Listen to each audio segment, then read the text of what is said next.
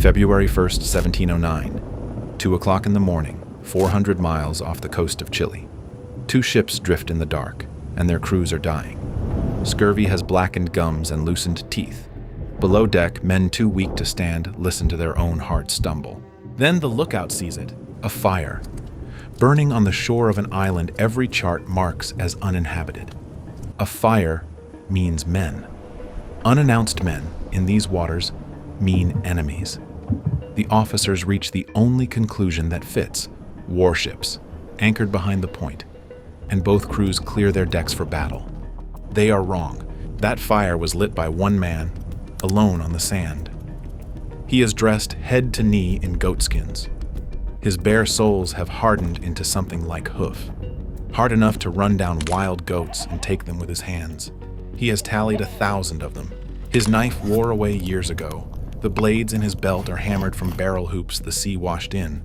When he tries to speak, the words come out in halves. And every night he sleeps inside a ring of hundreds of feral cats, an army he pays in goat meat, for a reason darker than company. This is his 5th year on that island. And this is the first signal fire he has ever dared to light. Because if he has misjudged the ships in the dark, that flame is guiding his executioners straight up the beach. For more than 4 years, he has asked the sea one question: why has nobody come for me? Tonight, the answer is closer than it has ever been, and it is nothing like what he thinks. How does a working sailor end up running down goats barefoot at the edge of the world? And why did the ship that left him behind never come back? Alexander Selkirk is nobody's idea of a legend. A tanner's son from Lower Largo, Scotland, born 1676, risen the hard way to sailing master, the officer responsible for a ship's navigation and, above all, for the ship herself. In 1703, he signs onto a privateer expedition bound for the Pacific. England is at war with Spain, and a privateer's license makes robbery legal, raid Spanish shipping, and keep the plunder. 2 ships sail from England. Selkirk is master of the smaller, a galley called the Cinque Ports. He is 27. In overall command sails William Dampier, the most famous navigator in England. One day that name will decide whether anyone believes Alexander Selkirk exists. The voyage rots from the inside. Off Brazil, fever takes the Cinque Ports captain, and the ship passes to Thomas Stradling, around 21, well-born, absolute authority over a crew that cannot stand him. At Juan Fernandez, 42 of his men walk off, rather than sail under him another day. It takes Dampier himself to talk them back aboard. Scurvy grinds through both crews around Cape Horn. Autumn 1704, the expedition puts back in at Mas a Tierra, a volcanic island in the Juan Fernandez group. Fresh water, cabbage trees, wild goats left by an old Spanish attempt to settle the place. While the crew fills casks, the sailing master goes down into the hull. Shipworm has been eating the Cinque Ports for months. He presses a thumb into the oak, and the oak gives. In places, the planking that separates 40 men from the Pacific is chewed to sponge. Selkirk's judgment is blunt. This ship is a coffin. Refit her here, or he will not sail in her. He would rather take his chances on the island than drown in that hull. Stradling takes his sailing master at his word. They row him ashore with the contents of his sea chest, nothing more. Bedding, a musket, and 1 pound of gunpowder, a hatchet, a knife, a kettle, a Bible, food for a meal or 2, and his navigation instruments. Among them, a pair of brass dividers, the tool a master uses to walk distances across a chart. That detail will matter. The boat pushes off, and the Defiance drains out of Selkirk in the time it takes the oars to find their rhythm. He would tell a London writer years later that his heart yearned within him and melted. He wades out after the boat. The water shoves at his knees, then his waist. His voice cracks across the widening gap, begging. The captain refuses. The boat shrinks. The ship swings her bow toward open water, and a man stands chest deep in the cold Pacific, watching the sea close over the last argument he will ever have. That refusal is the last sentence any human being will address to him for more than 4 years. Voices will reach this island once before then, but they will come hunting him, not calling him. And the island's first killer is already moving toward him. It makes no sound at all. Month 1. He barely leaves the beach. He eats what the rocks hand him, shellfish, spiny crawfish from the shallows. He sleeps in scraps because the shore belongs to the sea lions, hundreds of them, bellowing from dusk until dawn. From first light until the light fails, he scans the seam where sky meets sea. Every distant white cap is a sail for half a heartbeat. None of them are sails. Month 8. The silence has grown texture. He can hear his own pulse. He can hear his teeth grinding through shellfish. Then there is a night when he walks down to the tide line in the dark and does not stop at the edge. The surf takes his ankles, then his shins, cold enough to snatch his breath, and still he stands there letting it pull. He is running arithmetic no man should ever run. How many more empty years of shellfish and silence weighed against one step forward? Then another, into the water that took his ship away. The undertow wraps his ankles like a hand. Patient, almost gentle. His legs begin to shake, from the cold or from something underneath the cold. And at some point in the black hours, he turns and climbs back up the sand. The island's first killer lived inside his own skull. Men have been marooned here before, and the ones who lived were taken off within months by ships that knew where to look. His ship knows exactly where he is, yet month stacks on month, and the sea stays empty. Why has nobody come back? No answer comes. Not yet. What pulls him back from the tide line is not a revelation. It is a chore. He takes his knife to a tree near his sleeping place and cuts. It takes most of a morning, and when he steps back, the tree carries his name, and beneath it, the date the boat rowed away. A man with a name and a date is not yet an animal. That name, cut into island wood, will one day travel further than any ship in this story. Then he opens the Bible and reads, aloud. Aloud is the point.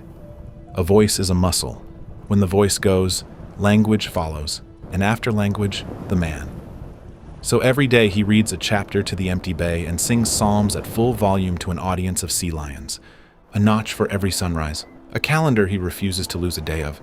He would tell his rescuers that he became a better Christian in this solitude than ever he was before. Somewhere past those 8 months, he turns his back on the horizon and walks inland, into the green, to build a life instead of waiting for one. He does not know it yet, but the interior already has tenants.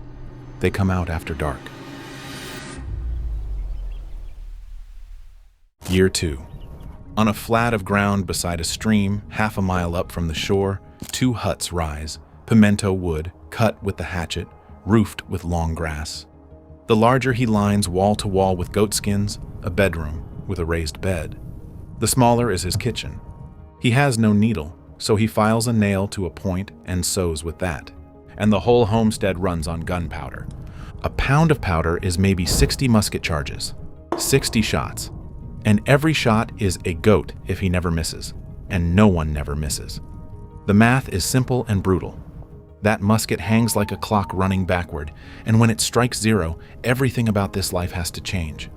The tenants come first, though. Rats, generations of them, come ashore from decades of passing ships. They come in the dark and they gnaw. His clothes first, then his feet, teeth working at the soles while he sleeps. He wakes to blood on the goatskins. He fights and he loses. How do you fight 1,000 enemies the size of your hand? You hire an army. The ships that left the rats left cats too, feral, generations removed from any hearth.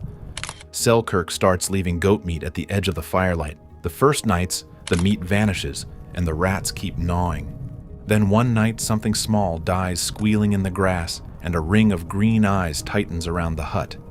The cats come for the meat, then the routine, then for him, until by his own account hundreds gather after dark. Fur banked around the fire, cats on the roof thatch, pressed against the legs of a man reading scripture aloud at the bottom of the inhabited world. On good evenings he sings to his army and dances with young goats he has tamed. The rats never touch him again. Then the last charge flashes, and the musket goes silent for good. No powder means no easy meat. It means something worse. If his fire ever dies, there is no spark to relight it. He falls back on the oldest method humans know, 2 pimento sticks rubbed until the wood smokes. It will not catch.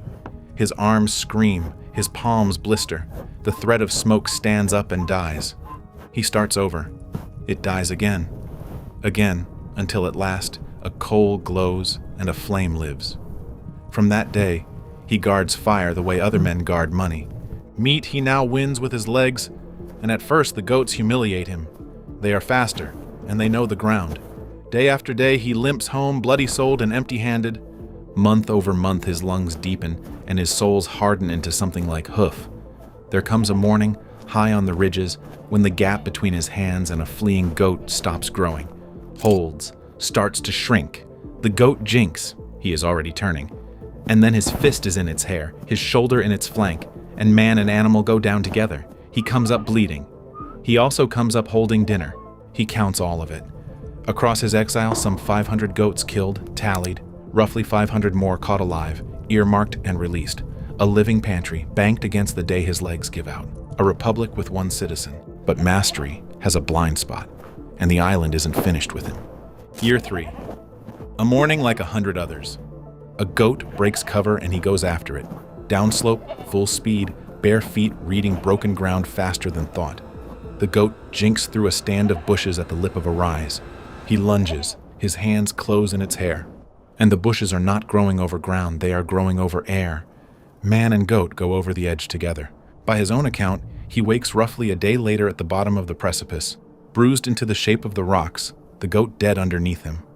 The animal he was hunting is the reason his skull is intact. His legs won't carry him. His hut is about a mile away. He crawls it, a few yards at a time, resting with his face in the dirt, then moving again. When he finally drags himself onto the raised bed, his legs are done. They will not hold his weight for 10 days.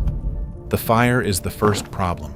If it goes out, the drill and the blisters start over, on arms that can barely drag him across the floor. So he hauls himself to the woodpile on his elbows, feeds the flame, and lies there while the hut swims. At night, the court gathers, a warm, breathing ring around the bed, and lying helpless at its center, he finally faces the fear that made him hire this army. He knows what rats do to a carcass left in the grass. By morning, bone and scattered hair. If he dies on this bed, no one will come to bury him. That is the reason darker than company. Not friendship. Guards. He pays hundreds of cats in goat meat, so that when his heart finally quits, something loyal will stand between the rats and the body of the man who fed them. On goat broth and stubbornness, the legs come back. And then the horizon finally answers him. Sails. After 3 years of begging the empty seam of the world for exactly this, 2 ships stand in toward his island. And Alexander Selkirk takes one look at them and runs, away from the shore, uphill, into cover, moving like a man saving his own life. Because he is. Why does a castaway run from the only rescue in 3 years? The answer is the flag. The ships are Spanish, and Selkirk is an English privateer. To Spain, a privateer is a pirate with paperwork, and capture means death, or the thing he fears more, slavery in the South American mines.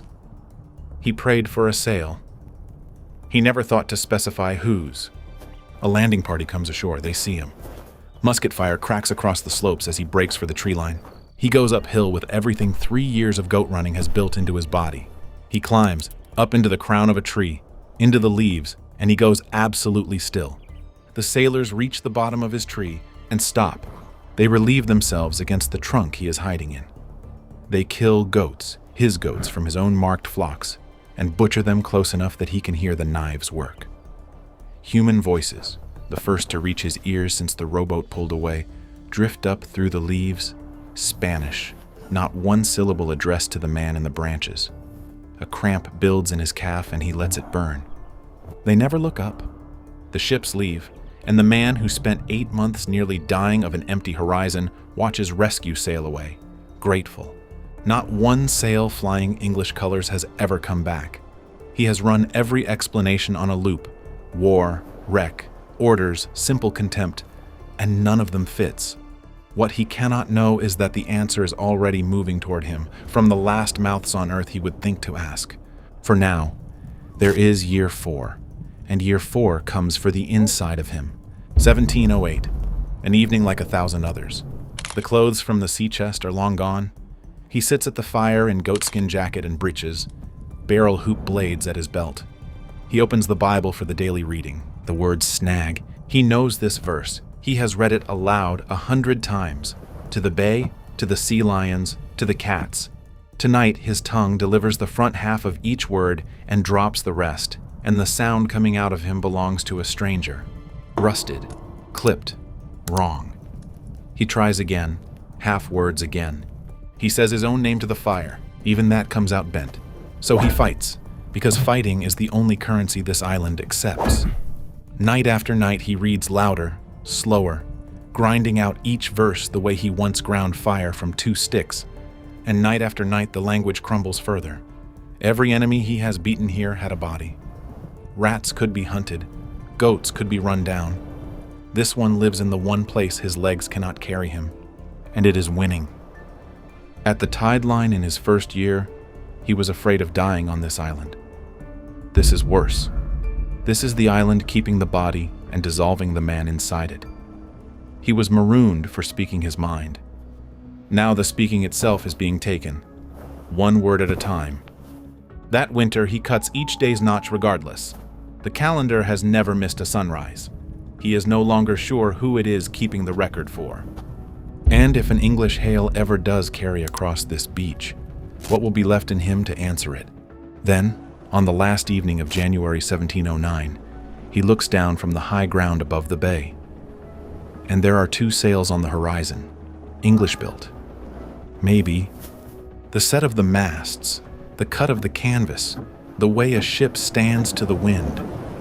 A sailing master reads a vessel the way you read a face, and his eye says English.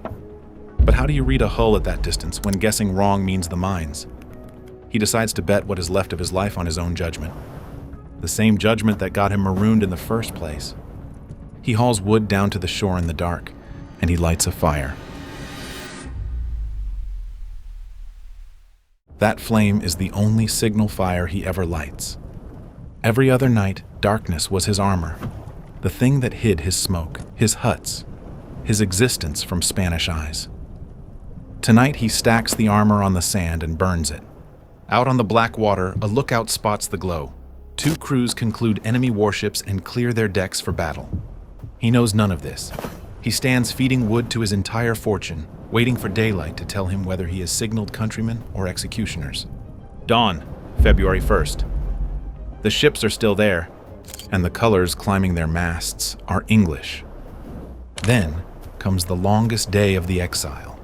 All through February 1st, the ships stand off and on, close enough to see, far too far to hail, while he tends his embers and paces the sand. February 2nd, 1709. The privateer Duke, under Captain Woodes Rogers, sends an armed boat toward the beach. What its crew finds is barely recognizable as a countryman, a figure dressed head to knee in goatskins, swinging a scrap of white cloth, holding out gifts, crawfish, goat meat, and shouting something it takes them a moment to recognize as English.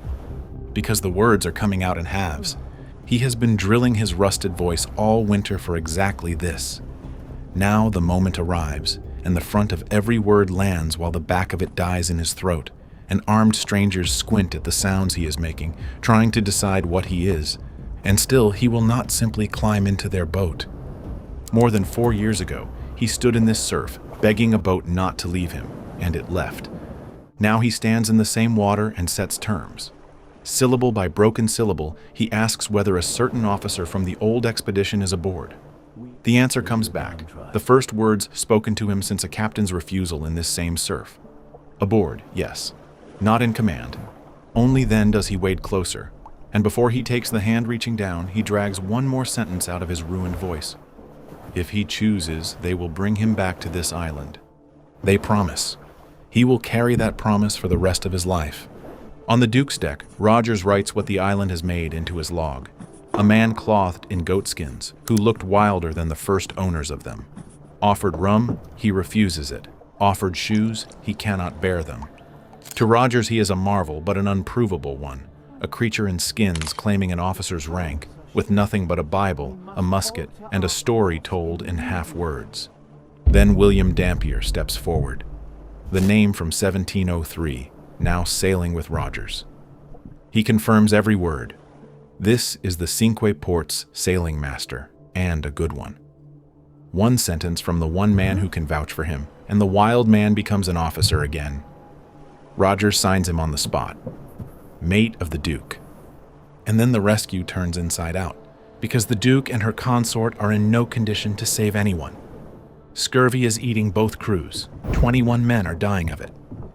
The rescuers have found, on this supposedly empty island, the one man in the Pacific with the cure. The next afternoon, he delivers. Sailors row ashore with the ship's dog and the fleet's nimblest runners to follow their goatskin guide. Selkirk goes up the mountainside the way water comes down one, barefoot over rock and scree, while the runners slip, swear, and fall away. They find him waiting on the high ground, barely winded, a goat kicking under his arm. He does it again the next day and the day after, 2 and 3 goats a day, fresh meat, broth, greens from an island he knows leaf by leaf. The dying start to stand back up. The crews give him a title, half a joke and wholly earned, the Governor. Weeks later, the Duke begins taking Spanish prizes, and prisoners come aboard. On deck one afternoon, a captured officer is questioned about English ships lost in these waters, and a name surfaces. Cinque Ports. Selkirk crosses the deck and makes him say it again. The story comes out in pieces, through translation, while the mate of the Duke stands very still. The hull gave out weeks after that rowboat pulled away from him. Weeks. She went down off South America, the exact death her sailing master had described, while pressing his thumb into her rotten planking. Most of the men who watched him beg in the surf drowned inside her. The few who reached shore, straddling among them, were swallowed into Spanish imprisonment at Lima. They are there still, the prisoner says, those who are left. All those years of asking the sea why nobody came back. And this is the answer. Nobody came because nobody could. While he was coaxing fire out of 2 sticks, the men who refused him were already at the bottom of the Pacific. Of the whole company of the Cinque Ports, the insubordinate sailing master, punished for calling a rotten hull a coffin, is the only free man left alive. The rowboat that pulled away from his begging was the only lifeboat that ship ever launched. He walks to the rail and looks at the water for a long time. So why is the saddest part of this story still ahead? The voyage rolls on for 2 more years. Mate, then master of prize vessels. A Manila treasure galleon taken. The world circled. October 1st, 1711, the Duke drops anchor in England. Selkirk has been gone 8 years. His share of the plunder, roughly £800, many lifetimes of a sailor's wages. The tanner's son comes home rich, famous, and vindicated. Except the ending refuses to be happy. In London, the essayist Richard Steele sits down with him and writes the only surviving portrait of the man's inner life, a rich man who frequently bewailed his return to the world. Then Selkirk says the sentence he is remembered by, "I am now worth £800, but shall never be so happy as when I was not worth a farthing." The marooning was meant as punishment. By the only testimony we have of his own heart, it held the happiest years he ever lived. He cannot sit still ashore. He goes back to sea, back into the Navy, and on December 13th, 1721, aboard HMS Weymouth off West Africa, he dies of fever, buried in an ocean grave no stone can mark. The promise he demanded in the surf was never kept. £800 could buy anything in London except a return passage. He never stood on that beach again. But the beach outlived him, and so did the name on the tree. In 1719, 2 years before Selkirk's death, a London writer publishes a novel about a mariner cast away alone on an island. The castaway dresses in goatskins. He keeps a calendar he refuses to lose a day of. He tames wild animals and reads scripture aloud to stay human. Every one of those details has already happened, to a real sailing master whose rescue all of England has read about. The writer is Daniel Defoe. He never names Alexander Selkirk. He never has to. The novel is Robinson Crusoe, the most famous castaway in fiction, walking step for step in a real man's footprints, 3 centuries and counting. In 1966, Chile made the dead official and renamed Masa Tierra, Robinson Crusoe Island. And in 2005, archaeologists digging beside a stream pulled from the soil a fragment of 18th century navigational dividers, the instrument from the sea chest on the sand. Almost certainly his. That detail mattered after all. If this story earned its place in your day, subscribe. There are more like it. And there is one more man you should meet. Alone on the open water for 133 days on an 8-foot wooden raft. On day 74, a Navy ship found him, circled close enough for him to see the sailors' faces, and sailed away. Why did they leave him to die? How did he survive 59 more days? That story is on your screen now.